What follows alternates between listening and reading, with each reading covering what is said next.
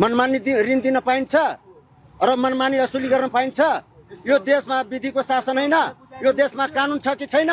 त्यो लघु वित्तले कुन नीति नियम लिएर गाउँ गाउँमा छिरेछ? कतिवटा कार्यक्रम सञ्चालन गर्नको लागि गाउँ गाउँमा छिरेछ? यो देशलाई उठान गर्नको लागि ल बाख्रा पालनको लागि मैले लोन दिएँ 50,000 रुपियाँ। बाख्रा पालन गर्नुभन्दा पहिला र लोन दिनुभन्दा पहिला उसलाई तालिम गरायो? यो नेपाल राष्ट्रले नीति बनाएर दिएको छ कि छैन? त्यो कतिवटा तालिम गराएको छ? ल मलाई भैँसी पालन गर्नको लागि 1 लाख रुपियाँ दियो। त्यो भैँसी पालन गर्नुभन्दा पहिला र पैसा दिनुभन्दा पहिला त्यसको दायित्व हो कि होइन? त्यसको काम कर्तव्य हो कि होइन? नीति हो कि होइन? त्यो तपाईहरु पनि यो प्रश्न उनीहरुसँग खोजिदिनु भयो कहिले काहीँ? खोइ हामीहरुले त कहिल्यै हेरेको छैन अहिलेसम्म।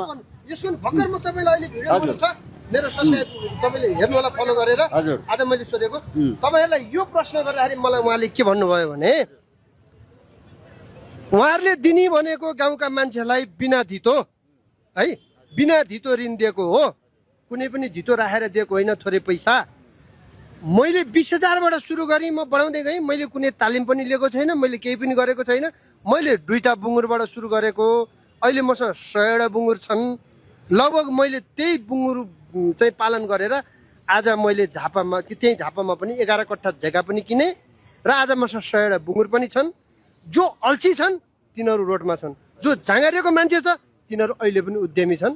तिनीहरू चाहिँ एउटा नाटक गरेर त्यो ऋण पचाउनको लागि माइतीघर मण्डलमा आएको छन् भनेर लगाएको आरोप उहाँले हो, मैले होइन। फेरि तपाईँ पत्रकारसँग झोकिनु होला, मैले सोधेको प्रश्न हो तपाईँले। यही प्रश्नको जवाब म दिइरहेको छु। ल ठिक छ, यो 4-5 देखि लघुवित्त संस्थाको विषयमा आन्दोलनरत यहाँ जनताहरू रोडमा देशैभरि आन्दोलनरत छ, तर यसको बचावमा एउटा पनि जनता किन नआएको छ अहिलेसम्म? किन आएन? ल ठिक छ, त्यो लघुवित्त संस्थाले धेरैको घर जग्गालाई उत्थान गरेर स्वर्ग बनाइदिए होला, तर त्यो स्वर्गमा गएको व्यक्तिहरू अहिलेसम्म एउटा पनि त्यो लघुवित्त संस्थाको बचाउमा किन आन्दोलनमा बचाउनको लागि आएको छैन? अहिले यसको उदाहरण एउटा अझै म पनि दिन गइरहेको छु। अहिले देशमा मिटर ब्याजको समस्या 4-5 वर्षदेखि भइरहेको थियो। त्यो मिटर ब्याजको समस्या समाधान गर्नको लागि सरकारले 9 बुँदे सम्झौता पास गर्यो। त्यो पास गर्दाखेरि अहिले साउ महाजन रोडमा आयो कि आएन? आयो कि आएन? आयो नि। त्यसै गरी लघुवित्त संस्थाको विरुद्धमा हामीहरू 4-5 वर्षदेखि यसले यति ज्यादती अन्याय अत्याचार गरेको छ। यो लघुवित्त संस्थाले हाम्रो आमा दिदीबहिनीहरूलाई 8 बजे 9 बजे रातिसम्म ब्याङ्कमा बोलाएर किस्ताको नाममा रुममा ढोकेर राख्छ। त्यो न्युज अहिलेसम्म देख्नुभयो तपाईँले? देखाउनु भयो?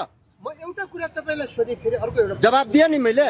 म एउटा प्रश्न अर्को सोधेँ तपाईँलाई। लघुवित्तले हजुर पैसा लिने भयो लिस्ट नलिने भएदेखि तँलाई चाहिँ के अरे मारिदिन्छु अनि के गरिदिन्छु भनेर धम्काएर चाहिँ पैसा लिन लागेको त होइन? यस्तो भनेको छ लघुवित्तले हजुर तपाईँले पैसा लिँदाखेरि तपाईँ जुन बेला लघुवित्तले तपाईँलाई पैसा दियो बिना धितो, त्यो तपाईँहरूमा चाहिँ स्वार्थ थिएन र त्यो ऋण लिँदाखेरि थियो कि हो? तपाईँको स्वार्थ छ भने खाएपछि त ऋण तिर्नु पर्यो। अनि तिर्नुपर्ने ऋणमा आज किन खोला हाल तपाईँहरूको? नीतिपूर्वक उसले मनमानी ऋण दिन पाइन्छ?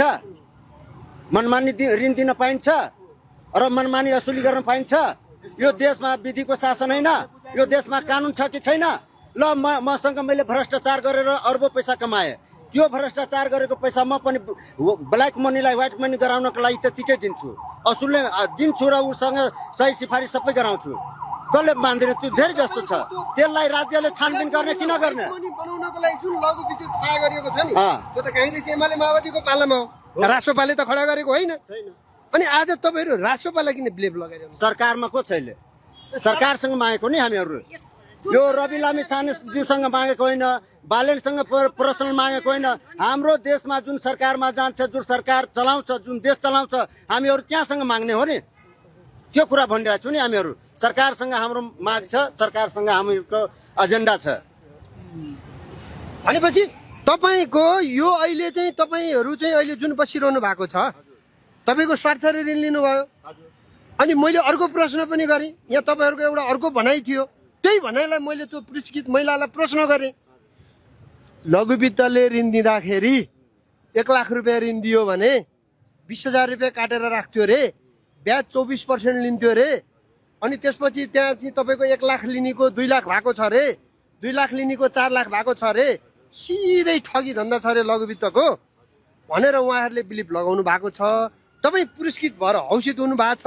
कतै तपाईँलाई 50,000 रुपियाँ लघुवित्तले चाहिँ पुरस्कार दियो भनेर कतै तपाईँले लघुवित्तको चाहिँ पक्ष पोषण त गरिरहनु भएको छैन, कतै तपाईँलाई लघुवित्तले पैसा त खुवाएको छैन भन्दाखेरि उहाँले के भन्नुभयो भने मलाई कसैले यो 50,000 रुपियाँ दिएर बोलेको पनि होइन।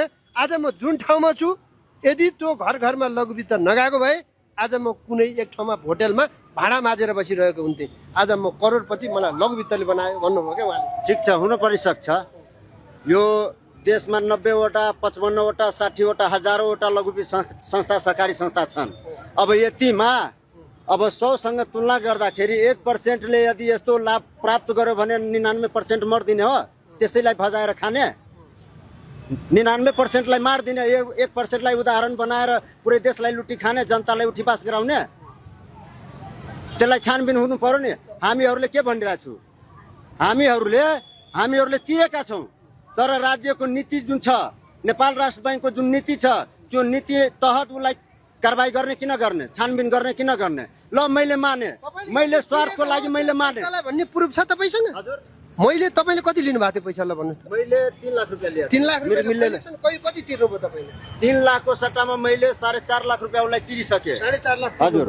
कति वर्षमा 4.5 लाख तिर्नुभयो? 1.5 वर्षमा। 1.5 वर्षमा 4.5 लाख तिर्नु? 2 लाखको किस्ता थियो, 1.5 वर्षमा मैले 4.5 लाख तिरिसकेँ। तर अहिले तिरेको तिर्दाखेरि त लघुवित्तलाई तिर्दाखेरि त एउटा बुक थियो होला, त्यहाँ इन्ट्री हुन्थ्यो होला, दह हुन्थ्यो होला, त्यो प्रुफ छन् कि छैन? त्यो बुक जुन छ नि, बुक 1 वर्षसम्म मसँग बस्यो।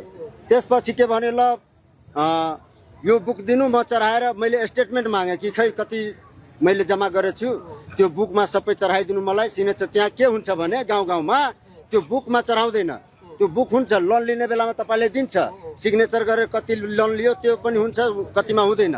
तर त्यो बुक दिएर पठाइदिन्छ, किस्ता लिने बेलामा आउँछ भन्छ कम्प्युटरमा मेन चढाइदिए, यो बुकमा एकैचोटि चढाइदिउला नि। यस्तो हिसाबले ठगिएका छन् सबै जनताहरू। तपाईँहरू चाहिँ लघुवित्तबाट पूर्ण रूपमा हामी पीडित छौँ, हामी ठगिएकै हौँ। कसलाई बनायो कसलाई बनाएन थाहा छैन, तर हामी चाहिँ पीडित हौँ भन्न खोज्नु भयो तपाईँ?